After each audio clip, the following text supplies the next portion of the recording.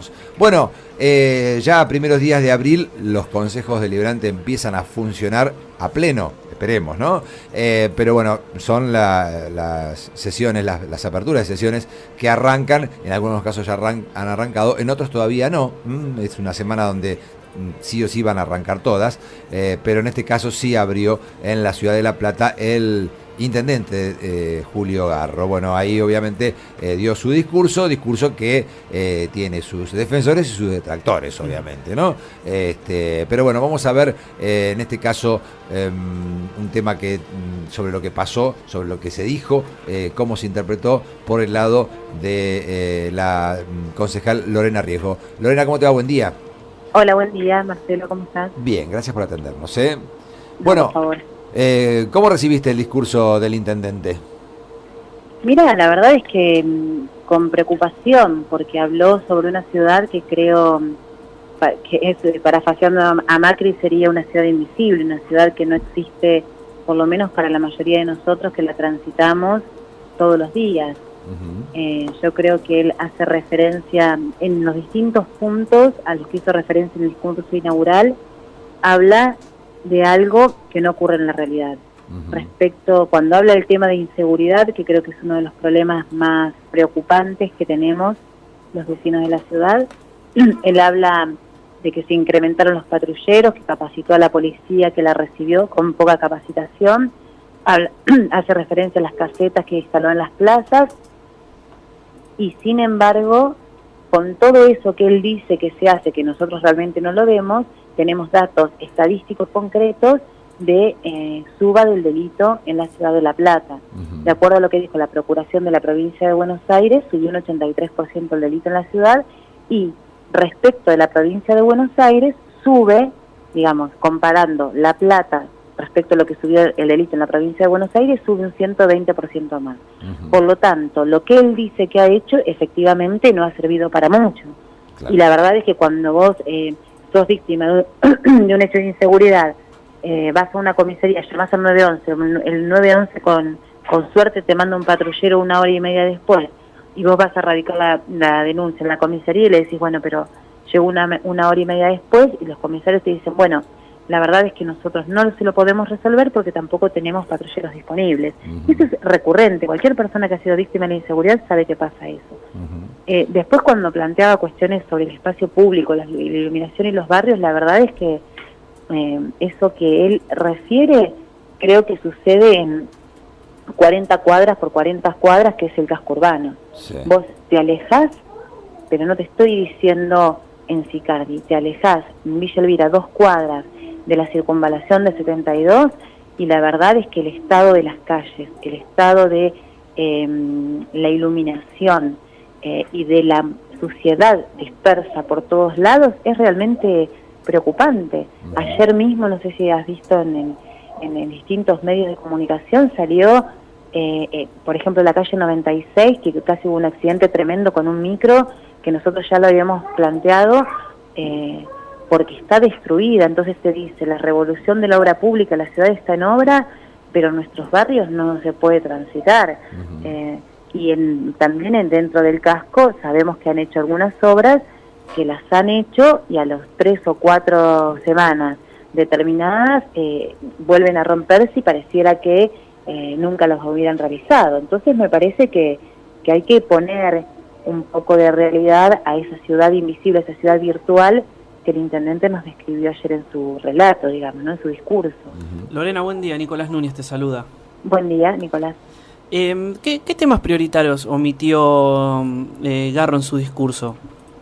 Mira, yo creo que respecto a los temas prioritarios de la ciudad hizo referencia a casi todos los temas más importantes. El problema es que hace una referencia, si querés, una referencia ficticia, una referencia que no tiene correlato con la realidad, porque vos decís, habló de la seguridad, habló del espacio público, habló de las obras públicas, habló de las obras hidráulicas, que son obras que deberían haberse terminado en 2015, porque ustedes recuerden que las obras hidráulicas fueron producto de una financiación que consiguió la provincia de Buenos Aires, un endeudamiento que tomó la provincia, que fue votada por los legisladores, ¿se acuerdan de eso? Sí. Bueno, esa ejecución todavía no terminó.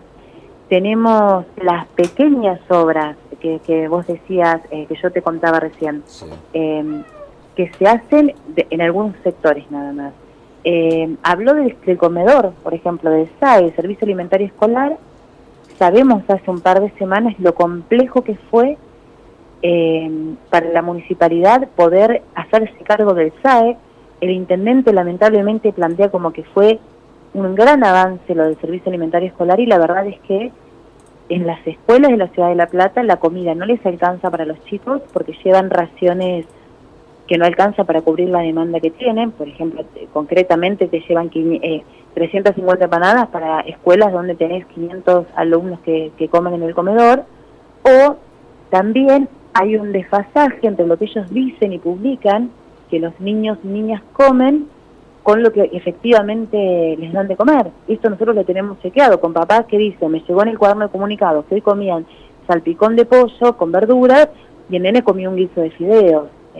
O sea, ¿me entendés? Claro. Eso también sucede. Entonces, más que las omisiones, el problema es a ver, es como si te contaran un cuento, o como si él viviera en una ciudad que no es La Plata, o como si tuviera una mirada muy reducida a un barrio en particular que no es el que vivimos la mayoría de los vecinos.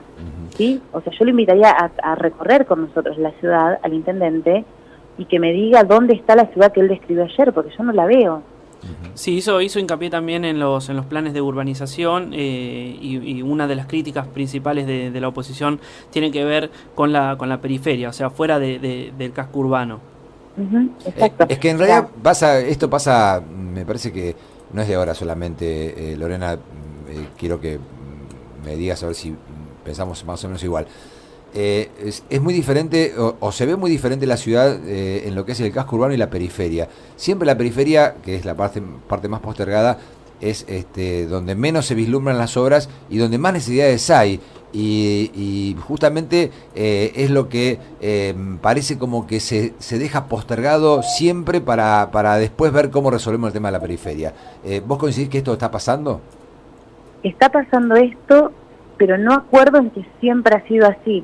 Creo que depende de los gobiernos, donde vos le das mayor importancia a determinados sectores. Y yo creo que, mira, si vos vas a los barrios más retirados o más alejados del casco, digamos, vos ves que hubo en años anteriores un proceso yo no te digo que haya sido suficiente, te digo cuestiones concretas, por ejemplo, iluminación pública, ¿no? El alumbrado público, que es tan importante para los barrios, por el tema de la accesibilidad, de la seguridad y un montón de situaciones que implica tener la luz en la vía pública, veías un montón de inversión en luminarias, veías también inversión en mejorado de calle, no estaba resuelto, pero se veían algunas políticas concretas. Sí. Hoy vos ves un cambio de la iluminación en todo el casco urbano, de las lámparas por lámparas LED, y no han puesto una sola lámpara nueva en estos 2 años y medio en ninguno de los barrios periféricos.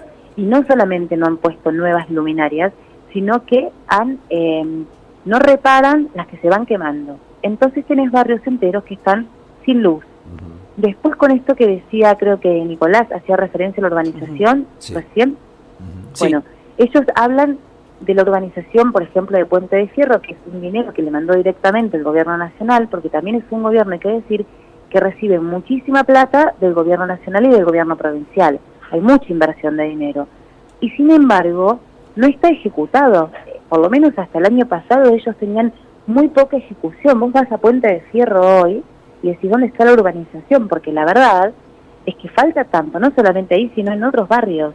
Entonces, hay una postergación, pero mucho más profunda tal vez en este gobierno que lo que yo he visto en gobiernos anteriores, donde sí coincido que tal vez se le da más prioridad al casco urbano o al corredor norte, pero creo que acá es una prioridad casi absoluta, o casi se gobierna exclusivamente para estos sectores, y al resto de los sectores están casi abandonados, te diría.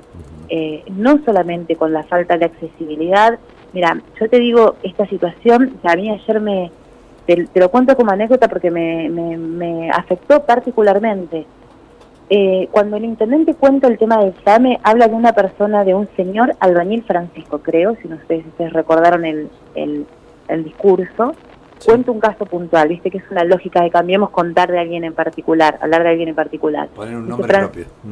Claro, sí, Francisco es un albañil que se salvó gracias a que el SAME llegó. Y nosotros el año pasado tuvimos la muerte de una niña, de una bebita en Olmos, donde el SAME no pudo entrar por el estado de las calles, Claro. ¿sí? No pudo entrar por esa situación, no porque no haya llegado, por el estado de las calles, y eso es responsabilidad exclusiva del municipio. Entonces vos decís, ¿cómo podés? Y además habíamos planteado, pero yo te digo, me afectó mucho ese caso porque yo había sido quien había planteado el arreglo de calles en muchísimas oportunidades, no solamente pidiendo informes, sino pidiéndole a los funcionarios que las arreglaran, porque teníamos ahí una problemática muy seria de accesibilidad, y terminó con esa tragedia, ¿entendés? Entonces, esas situaciones son las que a uno le molestan profundamente, porque decís, decime dónde vivís o qué ciudad recorres, porque no es la que recorremos nosotros. Con respecto al tema de las obras hidráulicas, que es un tema Sí. que obviamente encima en esta fecha recordamos con más precisión, y ya hay varios inclusive hay escritos que hablan de que estas obras hidráulicas no alcanzan para sobrellevar una situación como la que se dio aquel 2 de abril de 2013. ¿Cómo ves que el gobierno municipal esté reaccionando al respecto? Mira, eso es así, tal cual. Que las obras hidráulicas estas que se están haciendo son insuficientes, lo sabíamos incluso en abril del 2013, ¿no? Cuando el estudio de la Universidad Nacional de La Plata dijo que si las obras hubieran estado hechas, la ciudad se hubiera inundado solamente 10 centímetros menos, no lo dije yo, lo dijo la universidad. Sí. Más allá después de todo lo que pasó, ¿no? De todas las cosas horribles y trágicas que tuvimos que vivir como ciudad. Por lo tanto, si nosotros ya sabemos que esto no es suficiente, tenemos que pensar, primero ya estar exigiendo, que veo que no se está haciendo, un nuevo plan de obras hidráulicas o una idea. A ver, yo he escuchado ahora decir a personas cosas que a nosotros nos habían dicho, que si La Plata vuelve a llover lo que llovió el 2 de abril es inevitable que se inunde. A nosotros eso nos lo dijeron en abril de 2013, en mayo de 2013, los investigadores de la Universidad Nacional de La Plata. Porque La Plata, la ciudad, está construida sobre una parte, sobre un bañado. Claro. ¿Entendés? A mí me lo dijo, mira, con esta yo me inundé, ustedes seguramente lo saben, Sí. no, mi casa quedó bajo el agua. Bueno, a mí me lo dijo con una imagen tremenda Ramiro Sarandón, que es uno de los especialistas que vino a hablar. Me dijo, si vos tenés construida, yo le dije, me voy a volver a inundar, y él me dijo, si vos tenés construida tu casa sobre el lecho de un río, cuando la montaña deshiela no tenés posibilidades de no inundarte. Claro. Entonces, si nosotros tenemos la mitad de la ciudad construida sobre los bañados, no puede ser que no estemos pensando seriamente qué vamos a hacer para evitar o mitigar o como políticas de estados si volvemos a tener una situación de lluvias. El otro día llovieron 80 milímetros en 2 horas y fue tremenda. Como no es anegamiento, hubo medio metro de agua en algunos lugares. Eso no es un anegamiento. Eso es ustedes saben la lluvia que les estoy diciendo, que Sí, ¿se sí. acuerdan? Sí, Que sí, fue a sí, la un viernes. mañana, Sí, sí. claro, que fue tremendo. Entonces, ¿cómo vamos a decirle nosotros a mí me preocupa que se sienten, el intendente diga, bueno, y sí, la ciudad se va a seguir inundando. No, nosotros tenemos que ver qué vamos a hacer para que esto no vuelva a suceder, o cómo vamos a estar preparados. Yo siento que no estamos preparados, ¿entendés? Si volvemos a tener una tragedia como la que tuvimos, hoy no estamos preparados. ¿Qué haces vos, digamos, si vuelve a pasar lo del 2 de abril? ¿Qué herramientas nuevas en este año? Y eso es responsabilidad de todos, de todos nosotros, digo. ¿Qué nueva herramienta tenemos, digamos, después de 5 años? ¿Qué aprendimos, además del dolor? ¿Entendés? Yo siento eso, que no estamos preparados y que no asumimos que vivimos en esta ciudad y que hay que pensar en serio políticas para estar preparados como están preparados países con los terremotos o con los huracanes. Si nosotros vivimos en una ciudad inundable, tiene que ser prioritario cómo nos manejamos para que nunca más volvamos a tener una sola muerte en la ciudad de La Plata, ¿entendés? Eso creo que es el gran desafío. Y también las obras y todo, ¿no? Pero sabemos que nuestra ciudad se inunda y se va a inundar, ¿entendés? Sí, sí, sí. Bien, Lorena, te agradecemos este ratito acá con nosotros, ¿eh? No, por favor. Muchas gracias a ustedes. Hasta siempre. Lorena Riesgo, concejal del Frente para la Victoria PJ, que habló sobre el discurso del intendente Julio Garro en la apertura de sesiones ordinarias del Consejo Deliberante.